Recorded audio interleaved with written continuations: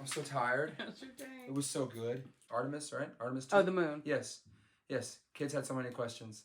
Said, why is it called Artemis? Well, we're going back to the moon. What do you mean back to the moon? Well, the last time we went to the moon was in 1972 with Apollo 17.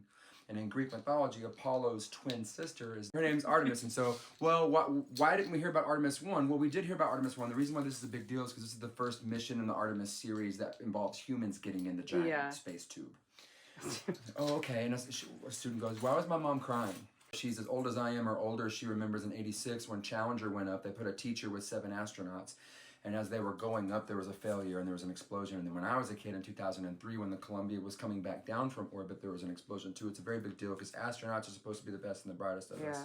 And it's just a very emotional thing. So the fact that we got them up there safely, and if they have any issues in their first, they get one full orbit and then another half. Yeah. And so in their first full orbit, that's almost entirely there so that they can have safety reasons. And if they have to abort for any reason at all, it's actually really safe to abort in Earth orbit. But the cool part is, and I showed them a map, and if it's the Earth, they come out and then they burn some fuel and they get a wide orbit. That's the apogee when you're far away.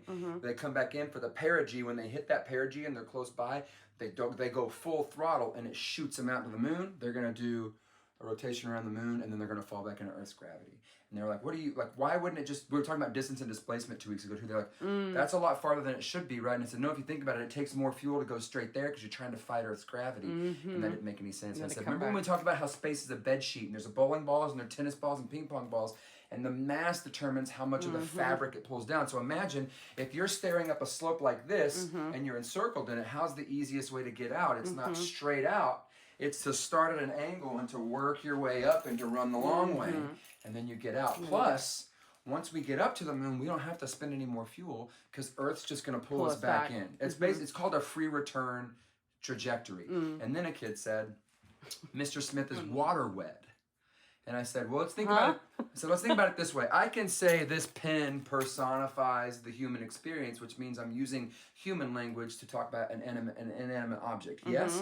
They said yes. I said, would you use personify specifically to talk about a human? No, they're already a person. I said, water isn't wet. Wet's the word we use to describe things that come in contact with water. Water is water. And they go, oh. And then another kid said, Mr. Smith, which came first, the chicken or the egg? Oh, no. And I said, there's 2 options. Either you're talking about just the egg in general, in which case the egg came first, because eggs were around before chickens ever were, or you're talking about which came first, the chicken or the egg. At one point in the evolutionary line, there was something that wasn't quite a chicken that gave birth, and then you had your first chicken.